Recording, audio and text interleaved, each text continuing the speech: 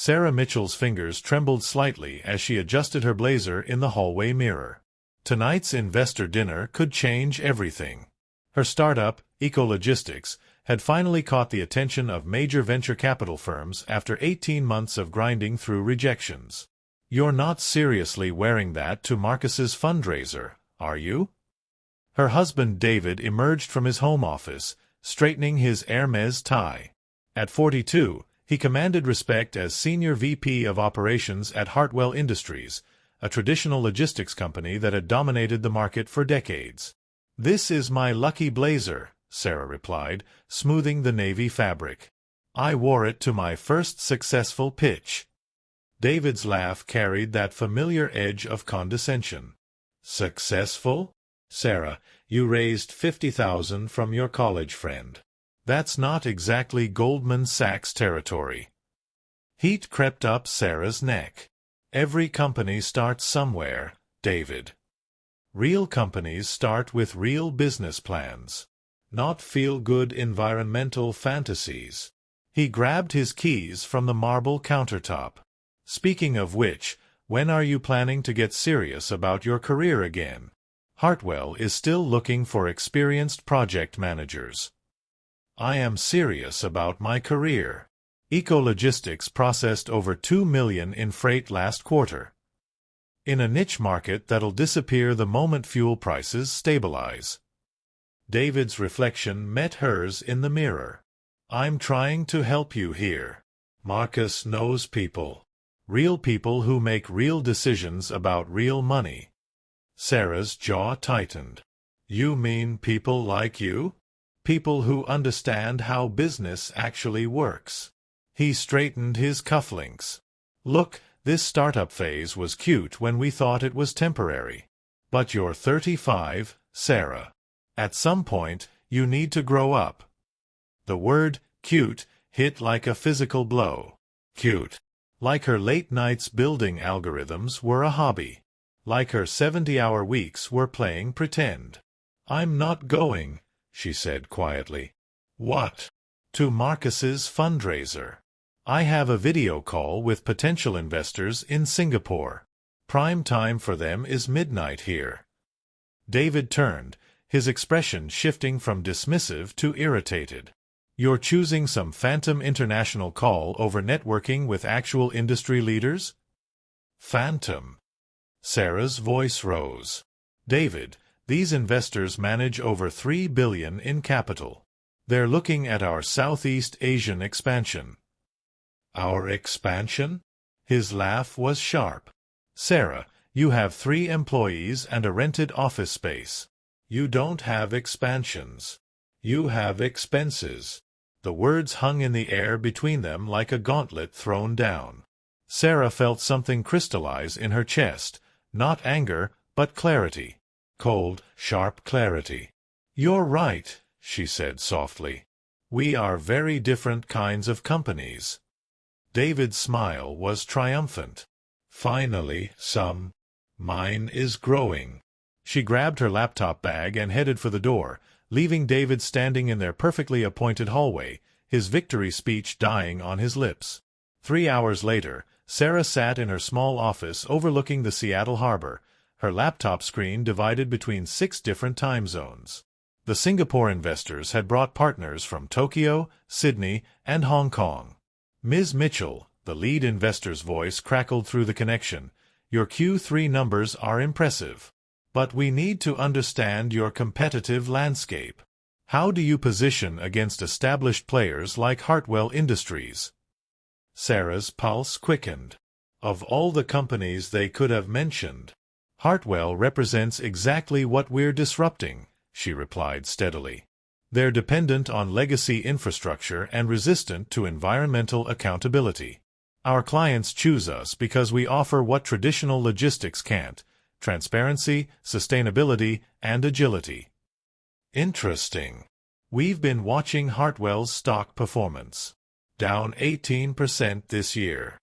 Sarah blinked. She hadn't been following David's company that closely, but 18%. The market is shifting, she continued, confidence building. Companies want partners who align with their values. Hartwell's model works for today, but tomorrow belongs to Adaptive Solutions.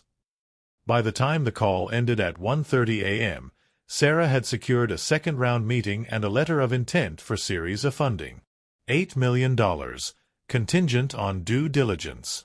She sat in the quiet office, city lights reflecting off the harbor below, and felt something she hadn't experienced in months of David's dismissals: vindication. Her phone buzzed. A text from David: "How did your phantom call go?"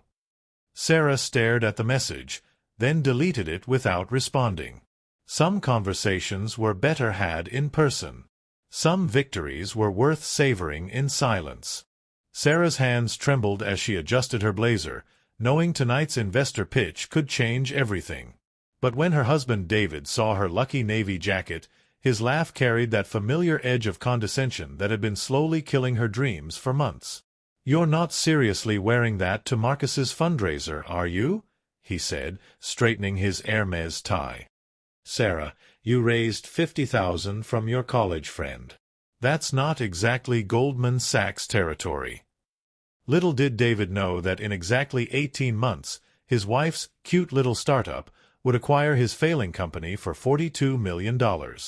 And the woman he'd dismissed as playing pretend would become the CEO who decided whether he kept his job. Some husbands support their wives' dreams. Others become the competition that gets eliminated. This is the story of how mockery became the fuel for a $12 billion empire.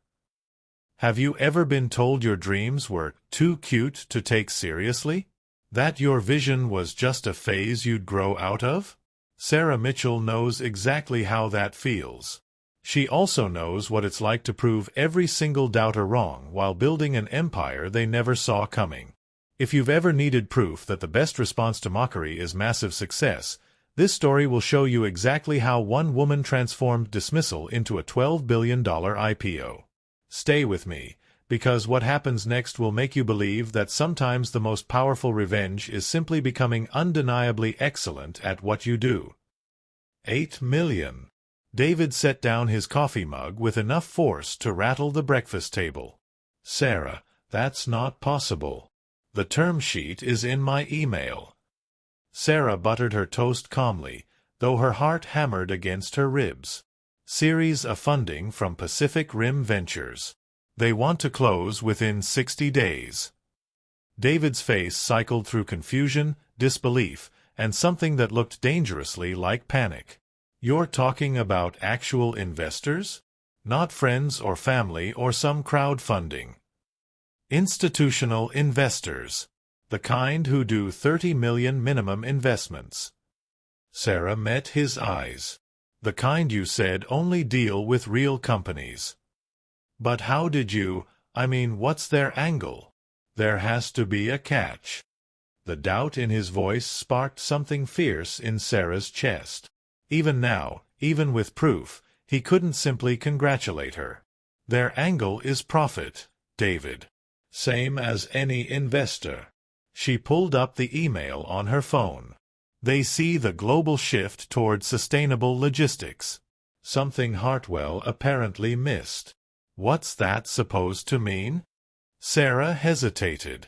The 18% stock decline wasn't public knowledge she was supposed to have. Just that traditional companies are struggling to adapt. David's jaw tightened. "Hartwell is rock solid. We've got 40 years of doing things the same way." Sarah's voice was gentle, but the words cut deep.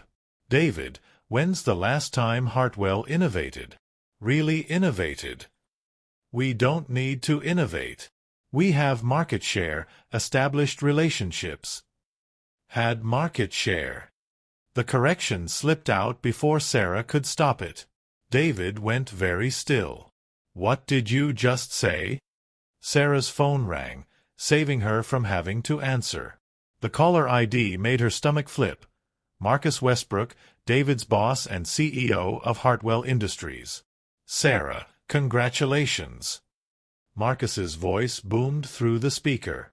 "David tells me you've got some big news." Sarah glanced at David, whose face had gone pale. When had he spoken to Marcus about this? Thank you, Marcus. It's been a long road, but we're excited about the opportunities ahead. I'll bet you are. Listen, I'd love to sit down and discuss potential synergies between our companies. Maybe there's room for collaboration. Something cold settled in Sarah's stomach. Marcus Westbrook didn't call about collaboration. He called about acquisition. Or elimination. That's very kind, but we're pretty focused on our expansion plans right now. Of course. But markets change quickly, Sarah. It's always good to keep your options open. His tone shifted slightly, especially in challenging times. After he hung up, David stared at her with an expression she'd never seen before. Not condescension or dismissal, but something raw. Fear. Sarah, what did you tell those investors about Hartwell? Nothing. I mentioned you work there when they brought up competitive landscape, but... They brought up Hartwell specifically? The pieces clicked together with sickening clarity. David's company wasn't just struggling, they were in real trouble.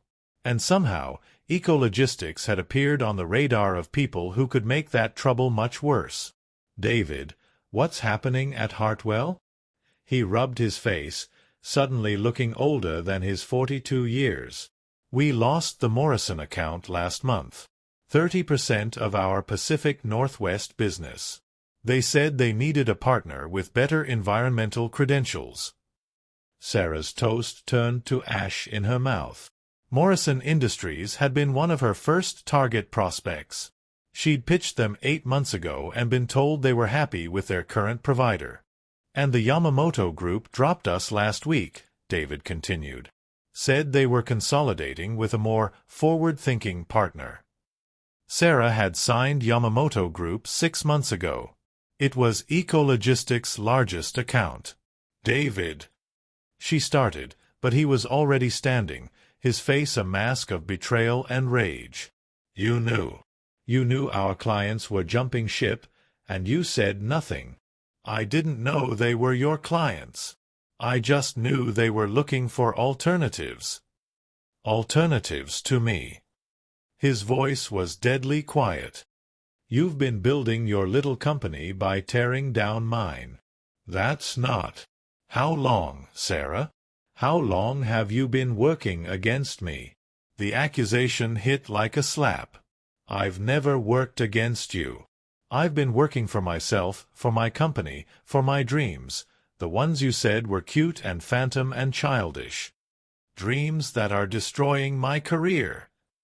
Then maybe your career deserved to be disrupted. The words exploded out of her before she could stop them. David staggered backward as if she'd physically struck him. Get out, he said quietly. David, get out of my house.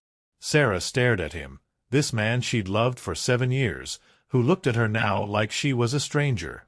A threat. An enemy. Fine, she whispered, grabbing her keys. But when you're ready to have an adult conversation about this, I'll be at the office. Building my phantom company. She left him standing in their kitchen, surrounded by the wreckage of their marriage and his crumbling certainties. The morning sun felt different on her face as she drove toward downtown Seattle. Sharper. More honest. She had work to do. 6 months later, Sarah stood before floor-to-ceiling windows in Ecologistics' new headquarters, watching cranes build the future skyline of Seattle's South Lake Union District.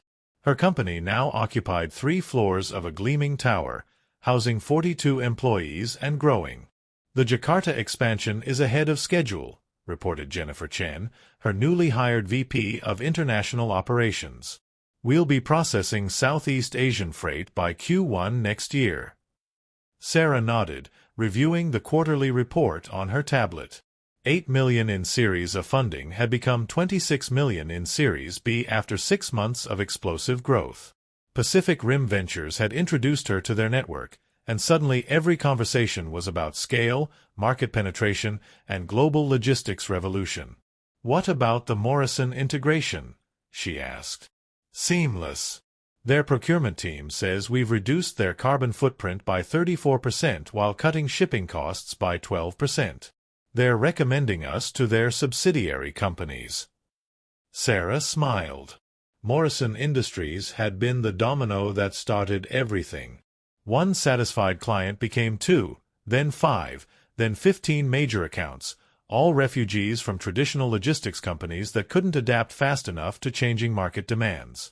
Her phone buzzed with a text from her lawyer, divorce papers signed and filed. "You're free." Free.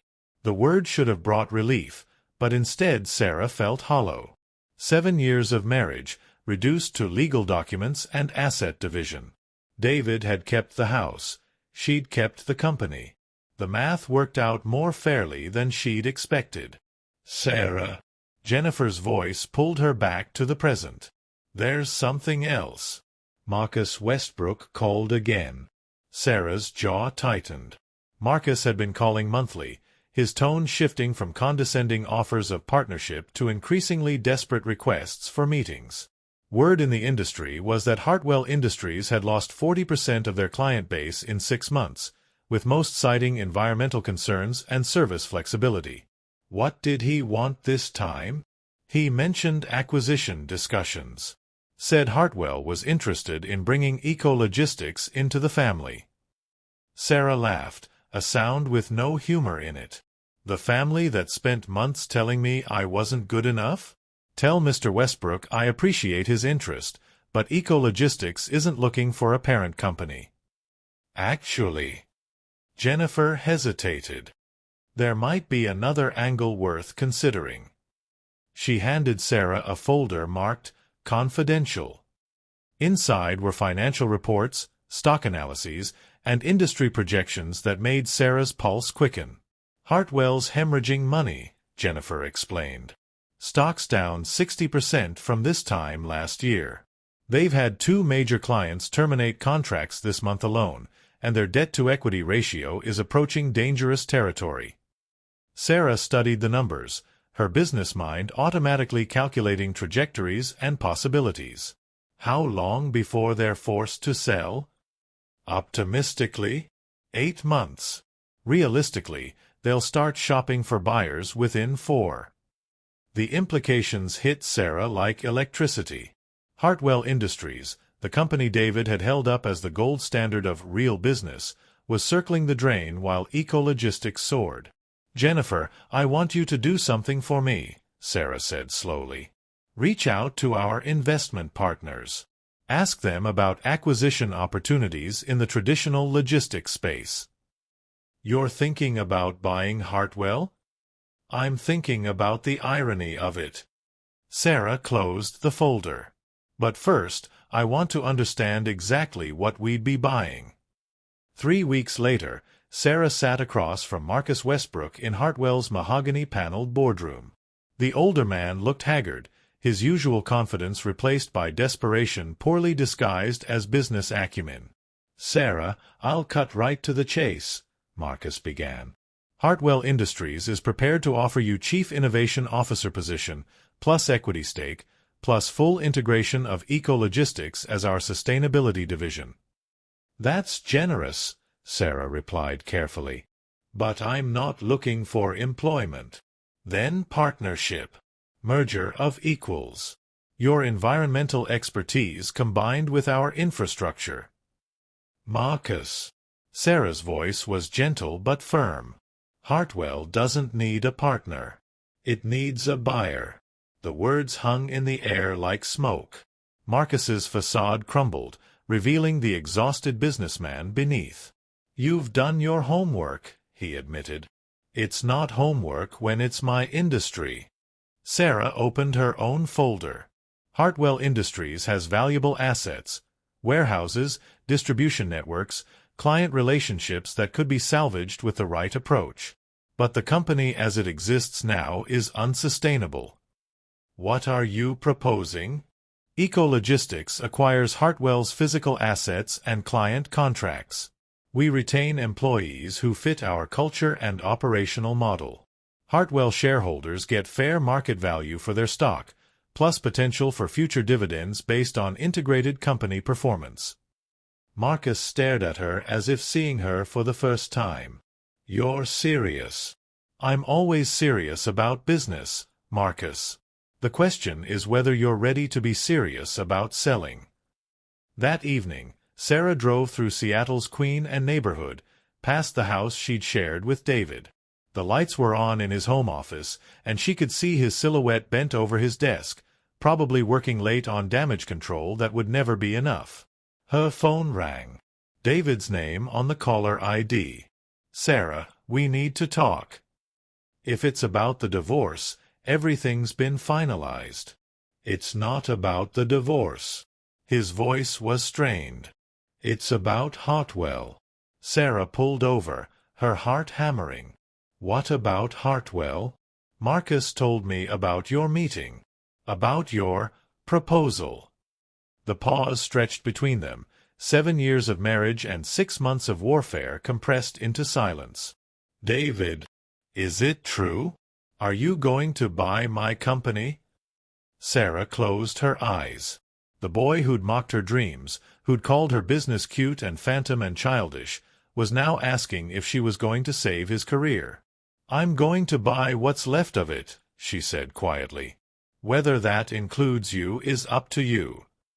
The boardroom at Ecologistics buzzed with controlled energy as Sarah's team prepared for the final acquisition meeting. Investment bankers, lawyers, and analysts filled every seat around the custom-made reclaimed wood table that had become the symbol of the company's environmental values. "Hartwell's board has accepted our offer," announced Richard Park, her lead counsel.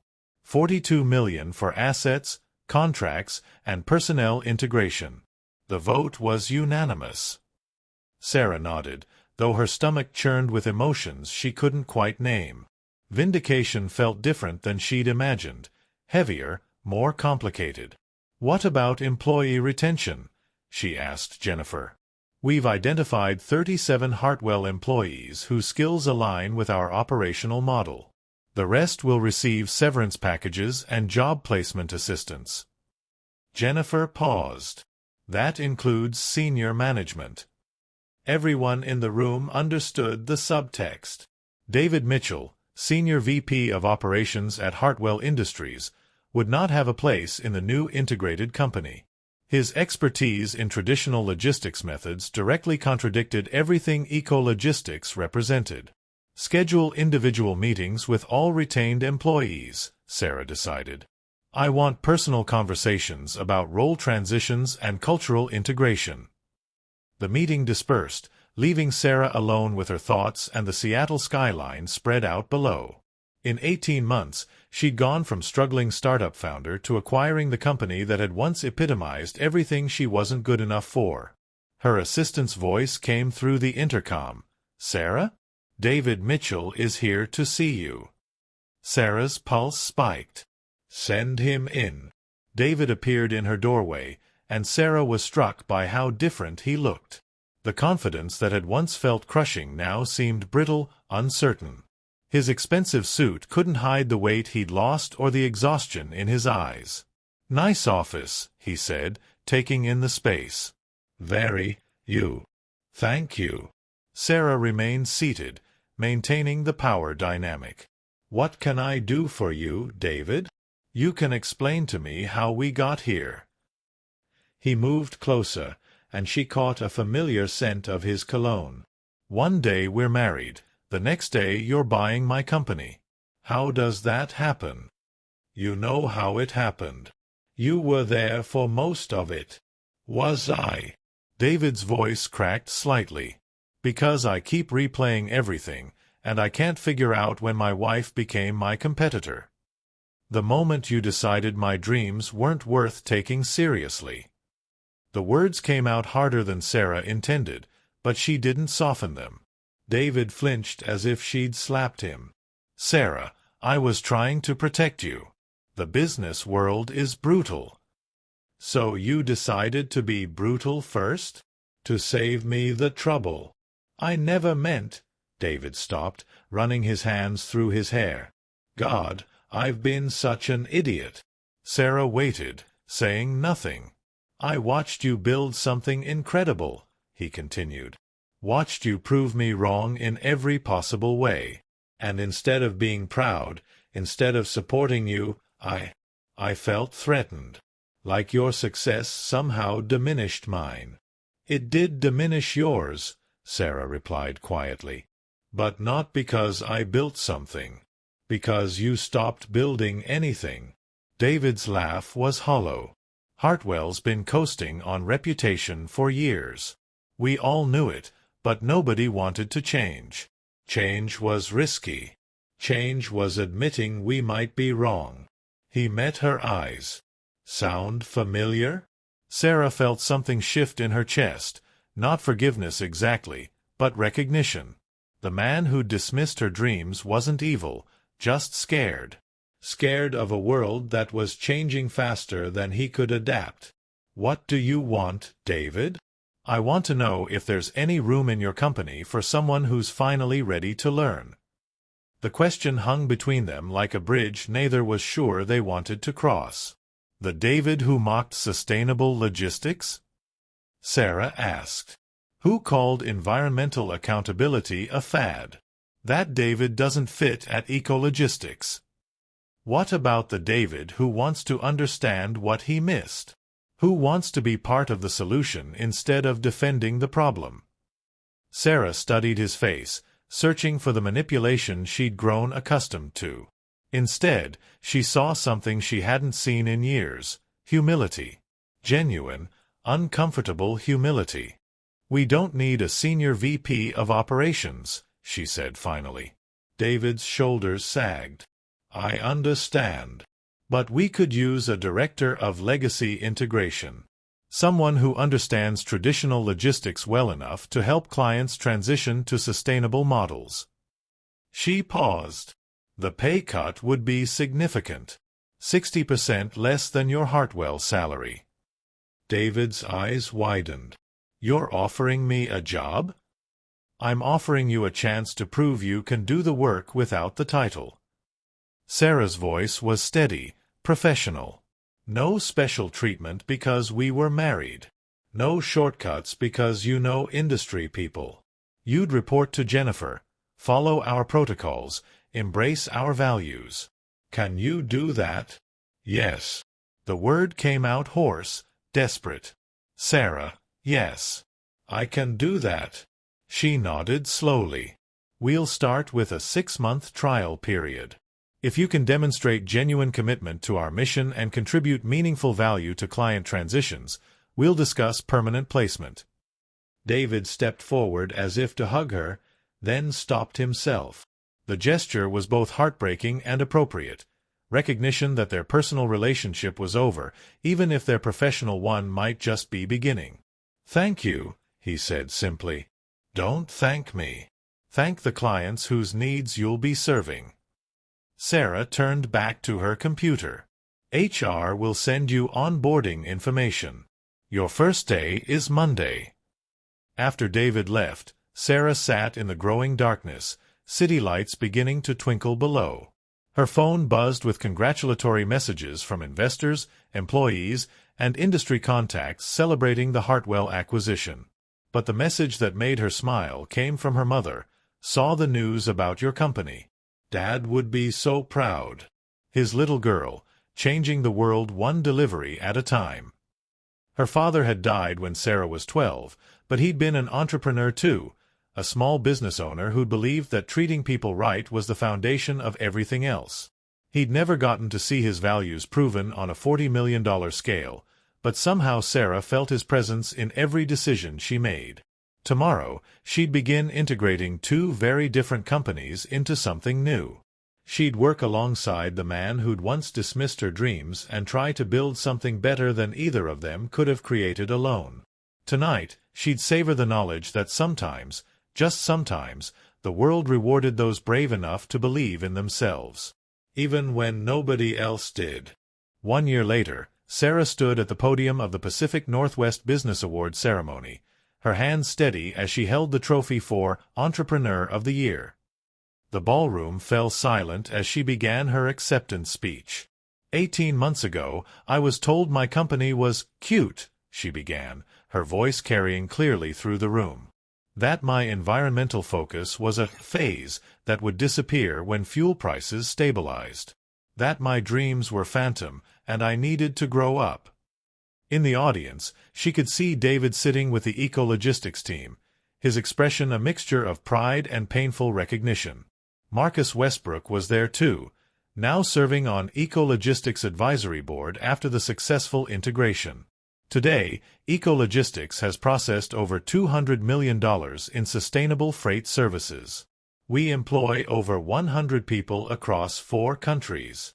We've helped our clients reduce their carbon footprint by £30 million while increasing their operational efficiency. Sarah paused, scanning the crowd of business leaders who'd once dismissed her. But the numbers aren't what I'm most proud of. She clicked to the next slide, showing photos of employees at work, diverse faces focused on computer screens, warehouse teams coordinating shipments, client meetings in boardrooms around the world. I'm proud that we proved business success and environmental responsibility aren't contradictory. That disruption doesn't have to mean destruction. That sometimes the best way to honor tradition is to transform it. The applause was thunderous, but Sarah wasn't finished. This award doesn't just belong to me. It belongs to every entrepreneur who's been told their vision is too small, too big, too different, or too dangerous. It belongs to everyone who's had to choose between being liked and being true to their values. She held up the crystal trophy, letting it catch the light. And it belongs to my team, including those who joined us from traditional companies and chose to learn new ways of doing business. Change is hard, but growth is harder when you're standing still. As she left the stage, Sarah was mobbed by reporters, investors, and fellow entrepreneurs. The questions blurred together: expansion plans, IPO timeline, industry predictions, but one voice cut through the noise. Sarah. She turned to see David approaching, his smile genuine for the first time in months. That was... He searched for words. That was perfect. Thank you. Sarah accepted his handshake, noting how their interaction had evolved from intimate to professional to something like friendship. How are the Morrison integration meetings going? Better than expected. They want to expand our partnership to their European divisions. David's pride in the work was evident. I never thought I'd say this, but environmental logistics is actually more complex than traditional methods. More interesting, too. Sarah smiled. Funny how that works. Listen, I wanted you to know, I'm seeing someone. A woman from the Portland office. She's in renewable energy consulting. The news should have stung, but instead Sarah felt only relief. David was moving forward, building something new instead of clinging to what was broken. That's wonderful. I'm happy for you. Are you? Really? Sarah considered the question seriously. I'm happy that you're happy. I'm happy that you're growing. I'm sorry it took losing everything for us both to figure out who we were supposed to be. David nodded slowly. Do you ever wonder what would have happened if I'd supported you from the beginning? If we'd been partners instead of opponents? Sarah finished. Sometimes. But honestly, David, I think I needed to prove I could do this on my own. And maybe you needed to learn that your way wasn't the only way. Maybe we both got what we needed, just not how we expected. Maybe we did. Later that evening, Sarah stood on the balcony of her new condo, the Seattle skyline spreading out before her like a constellation of possibilities. The award sat on her coffee table, reflecting the city lights through her floor-to-ceiling windows. Her phone buzzed with a message from Jennifer. Jakarta office officially opened today. First day of operations exceeded projections by 40%. You've built something amazing. Sarah smiled, typing back, We've built something amazing. This is just the beginning. As she looked out at the city where she'd been told her dreams were too small, too unrealistic, too cute to matter, Sarah felt the deep satisfaction that comes from proving the doubters wrong, especially when the biggest doubter had been her own husband. But more than vindication, she felt gratitude. Gratitude for the rejection that had forced her to rely on herself. Gratitude for the mockery that had steeled her resolve. Gratitude for the dismissal that had taught her the difference between being liked and being respected. Tomorrow, she'd continue building the future of logistics, one sustainable delivery at a time. She'd mentor young entrepreneurs who needed someone to believe in their phantom dreams. She'd prove that business could be a force for positive change in the world. Tonight, she'd simply stand in her own success and remember the woman who'd been told to grow up, who'd instead chosen to grow strong. Some dreams, it turns out, are too powerful to be mocked into submission. They just needed the right dreamer to make them real. 5 years after the Pacific Northwest Business Awards, Sarah Mitchell stood in the boardroom of Ecologistics Global, addressing the company's board of directors via video conference from 3 continents. The numbers on the screen represented more than financial success. They told the story of an industry transformation. Revenue for Q4 hit $800 million, Jennifer reported from Singapore. Our carbon reduction initiatives have eliminated 200 million pounds of CO2 from global supply chains. We're not just disrupting traditional logistics anymore, we're defining what comes next. Sarah nodded, watching faces of board members who now included former skeptics, environmental leaders, and business legends who'd once dismissed sustainable logistics as a fad. Marcus Westbrook, who'd become one of Ecologistics' most effective advocates, smiled from his home office in Vancouver. The IPO roadshow begins in 6 weeks, announced their lead investment banker. Current projections put initial public offering valuation at $12 billion. $12 billion. Sarah remembered when 12,000 would have changed her life. After the meeting, she walked through Ecologistics Global Headquarters in downtown Seattle, past walls displaying photos from offices in 15 countries, awards from environmental organizations, and thank-you letters from clients whose businesses had been transformed by sustainable practices. Her assistant handed her a folder. The final speaker lineup for tomorrow's conference. Every major logistics company in North America will be represented. Sarah flipped through the agenda for the annual Sustainable Business Summit, an event Ecologistics now hosted that had become the industry's premier gathering. The keynote speakers included former competitors, government officials, and environmental leaders, all coming to learn from the company that had been called cute just 5 years ago. And Sarah? Her assistant smiled.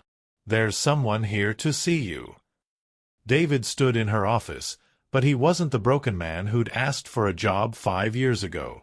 He was director of global integration now, having proven his worth by successfully transitioning over 200 traditional companies to sustainable models. His work had become the industry standard for corporate environmental transformation. "Congratulations on the IPO announcement," he said, settling into the chair across from her desk. $12 billion. I remember when you were excited about 50,000. I remember when you thought 50,000 was too much for my phantom company to handle. They shared a laugh, one that would have been impossible years ago, when their history was too fresh and painful for humor. "I have something for you," David said, pulling out a small wrapped package. An early IPO gift. Sarah unwrapped it carefully, revealing a small framed photo. The two of them at a college business competition, barely 22 years old, holding a third-place trophy for their joint presentation on innovative supply chain management. "I found this while cleaning out my old office," David explained. "We were good partners once, before everything got complicated." Sarah studied the photo, remembering young woman who'd believed she could change the world, and the young man who'd believed the world didn't need changing. "We were," she agreed. "Different kinds of partners now, but still good ones." "The best revenge is massive success," David quoted. "Though I think you went beyond revenge into something like justice." "Justice would have been you supporting me from the beginning," Sarah replied gently. "This is just business finally catching up to what was always true." David nodded. "For what it's worth, I'm proud of what we built." "What you built?" What you let me help build after I finally got out of my own way. That evening, Sarah drove to the harbor where she'd taken that first call from Singapore investors 5 years ago. The small office building was still there, but Ecologistics had long since moved to their gleaming headquarters across town. She sat on a bench overlooking Elliott Bay, watching cargo ships navigate the Sound. Ships now carrying freight processed through sustainable supply chains she'd helped create. Her phone buzzed with messages of congratulation from entrepreneurs around the world, people who'd been inspired by her story to start their own companies, to challenge their own industries, to refuse to accept that the way things are was the way things had to be. One message stood out from a young woman in Ghana who'd launched a sustainable textile company. "Thank you for showing us that dreams aren't cute, they're currency. Your story gave me courage to keep going when everyone said I was too young, too ambitious, too different. Now we export to 12 countries and employ over 300 people. The future is built by people who refuse to be dismissed." Sarah smiled, remembering her own young self, desperate for someone to take her seriously. She'd become that someone for others, proof that mockery could be transformed into motivation, that dismissal could become determination. Tomorrow, she'd ring the opening bell at NASDAQ, officially taking Ecologistics public. She'd stand before financial cameras as the CEO of a $12 billion company that had revolutionized global logistics while proving environmental responsibility and profit weren't mutually exclusive. But tonight, she simply sat by the water where it all began, grateful for every rejection that had taught her to rely on herself, every dismissal that had strengthened her resolve, every person who'd said she wasn't good enough to prove them wrong. Her phone rang. The caller ID showed her mother's name. "I'm watching the news," her mother said, voice thick with pride. "They're calling you the woman who revolutionized global business. But I always knew you were the girl who wouldn't give up on her dreams, no matter who said they were impossible." "Thanks, Mom." Sarah's voice caught slightly. "I wish Dad could see this." "Oh, sweetheart, he can." Every sustainable delivery, every job created, every company transformed, that's his daughter changing the world exactly like he always believed she would. After hanging up, Sarah remained by the water until the city lights reflected like stars on the dark surface. Tomorrow would bring new challenges, new growth, new opportunities to prove that business could be a force for positive change. But tonight belonged to the memory of a woman who'd been told her dreams were cute, phantom, childish, and had chosen to make them magnificent instead. The harbor wind carried the sound of ships' horns, a symphony of global commerce that now moved more sustainably because one woman had refused to accept that caring about the planet and caring about profit were mutually exclusive. Sarah Mitchell had built more than a company. She'd built proof that the future belongs to those brave enough to dream it into existence, one sustainable delivery at a time.